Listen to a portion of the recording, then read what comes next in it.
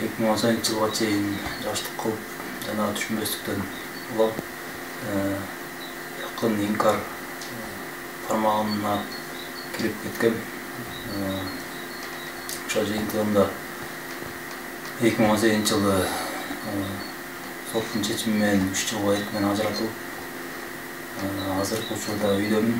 Жалпы Кыргыз элине жана мусулмандарга кайрылып кетем. Андай азгыр улуудан, туура эмес жолдордон, ушундай туура эмес агымдардан сактаныңыздарды суранам.